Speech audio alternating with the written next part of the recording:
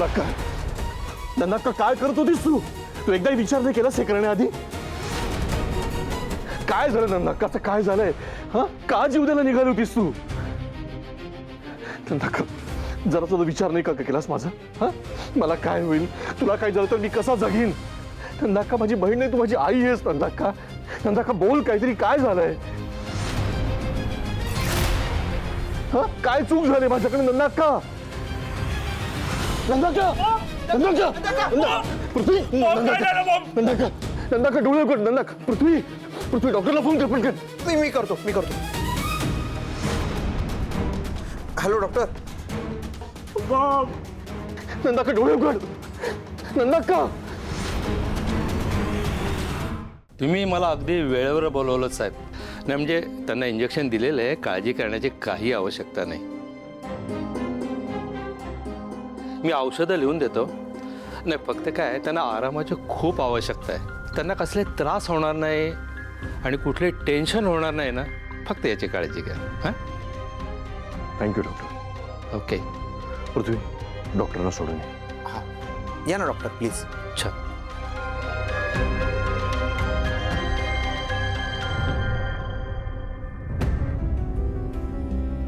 अपर्णा, हे सगळं घडायच्या आधी नंदाक्का काही टेन्शनमध्ये होती? हा, तुझ्याशी काही बोलणं झालं होतं का?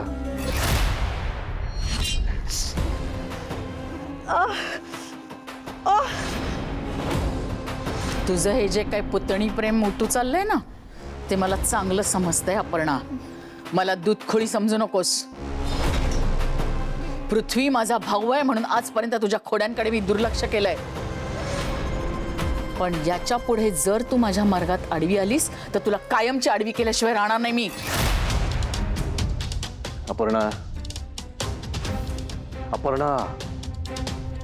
काय विचारतोय मी? नाही भैया साहेब, म्हणजे मी बोलले त्यांच्याशी, त्या नॉर्मलच वाटल्या. म्हणजे त्यांच्या चेहऱ्यावर तसं काही टेन्शन नाही दिसलं मला. कोणती गोष्ट तुम्ही मनाला लावून घेतली काय माहित. एक काम करा अपर्णा, नंदाक्कासाठी काहीतरी सूप किंवा काहीतरी खायला घेऊन ये. हो, आणते.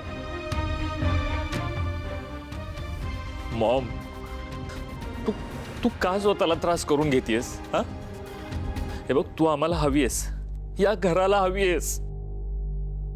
इथून पुढे हा वेडेपणा करायचा नाही. काय तुझ्याशिवाय माझं काय झालं असतं याचा विचार पण केला नाहीस तू का? मान्य आहे मला की तुला जे पटतं ते आज तोवर तू करत आलीस, पण आता ते होणार नाहीये ना, तर हरकत नाही. पण तुझा चांगुलपणा कोणाला आवडत नसेल आणि त्याचा तुला त्रास होत असेल ना, तर नको वागूस तसं. नको वागूस मॉम, कारण तू आमच्यासाठी, या घरासाठी खूप महत्वाची आहेस.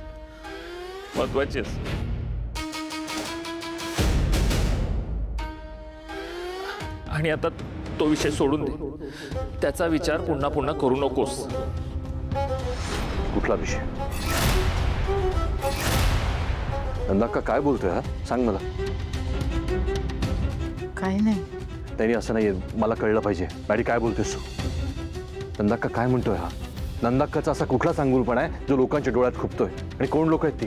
अरे खरंच काही नाही विश्वंभर. मॅडी, तुलाही कळत नाही का रे? मला नव्हतं सांगायचं कोणाला काही. Sorry Maugham. काय बोलताय तुम्ही? मला सगळं कळलं पाहिजे. नंदाक्का बोल, सांग मला. अरे विश्वंभर, तुला तुझे किती व्याप आहेत, त्यात हे सगळं कशासाठी? जाऊ दे ना. नंदाक्का, माझे व्याप सांभाळून मी घर आणि घरातल्या माणसांना सांभाळू शकतो. तू काहीतरी लपवतेस माझ्यापासून, मला कळायला पाहिजे. सांग नंदाक्का, सगळं खरं खरं सांग. खरंच काही नाही रे. काही कसं नाही? काहीतरी घडलंय म्हणून तर एवढा मोठा निर्णय घेतलास ना तू? बोल, जी गोष्ट तुझ्या जीवावर बेतू शकते ना, ती माझ्यासाठी गंभीर आहे. मला सांग सगळं. बोल नंदाक्का, बोल. सांगते. त्या दिवशी श्रावणीने ते माझं पडलेलं कानातलं दाखवलं ना तुला, ते निर्मला मेंटल हॉस्पिटलमध्ये तिला सापडलं होतं, ते आठवतंय?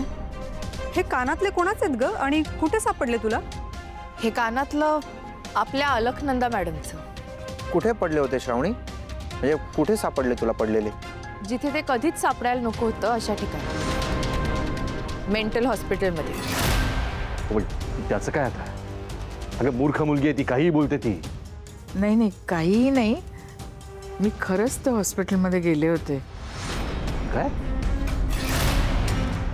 खरं तर मला ही गोष्ट कोणालाच सांगायची नव्हती.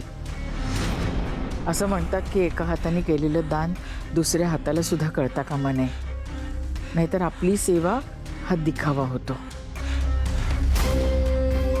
मी खरं सांगू तुला, मी तुझ्यासाठी, म्हणजे तू आमदार व्हावास, त्यानंतर मंत्री व्हावास, याकरता आजपर्यंत गुप्तदान करत आले. गोरगरिबांना, अनाथाश्रमात, वृद्धाश्रमात सगळ्यांना देणग्या देत आले. मी त्या दिवशी त्या हॉस्पिटलमध्ये गेले होते ना, तिथे मी एका लहान मुलीच्या उपचाराचा खर्च करते, देणग्या देते. आणखी थोडं जसं नका जमेल- बास झाला. मला नको सांगूस हे सगळं. तू कुठलीही चुकीची गोष्ट करणार नाहीस हे मला माहिती आहे. हे बघ, तुझ्यासारखी व्यक्ती जर का गोरगरीब माणसांची मदत करत असेल ना, त्यावर माझा काही आक्षेप नाही. त्या बेअक्कल श्रावणीला सुद्धा तू आईसारखा जीव लावलास म्हणून तर ती या घरामध्ये आहे. आणि बघ, माझा पूर्ण विश्वास आहे तुझ्यावर. तुझ्या लेकीचा माझ्यावर विश्वास नाहीये ना. राग राग करते रे माझं ती. तिने आणि शुभूनी मिळून काय केलं माहितीये तुला? शुभूनी काय केलं? श्रावणी आणि शुभू सिक्युरिटीच्या वेशात हॉस्पिटलमध्ये आले होते. शुभूने तिथे फायर अलार्म वाजवला. सगळ्यांची धावपळ झाली. पेशंट जीव मुठीत घेऊन पळायला लागले. वॉर्ड बॉईज, नर्सेस सगळ्यांची पळापळ झाली. आणि हे सगळं त्यांनी कशासाठी केलं माहितीये? श्रावणीला माझ्यावर संशय होता की त्या हॉस्पिटलमध्ये जाऊन मी काहीतरी करतेय, मी काहीतरी तिच्यापासून लपवतेय.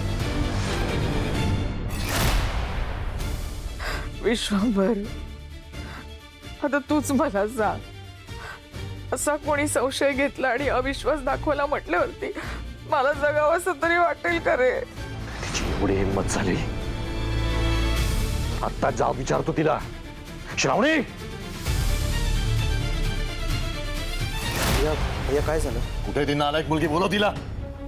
जिने नंदाकाला टॉर्चर केलंय, स्वतःला संपवायला निघाली होती ती. बोलव तिला. भैयासाहेब ती घरी नाहीये, करत नाहीये. कुठे गेली? बाहेर गेलीये. बाहेर गेली?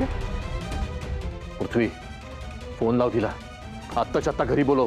भैया भैया ऐक ऐक, तू शांत हो. आपण शांतपणे बोलूया. पृथ्वी, आता शांतपणे बोलण्यासारखं काही राहिलेलं नाहीये.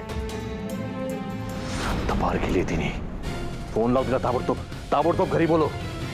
मी लावतो.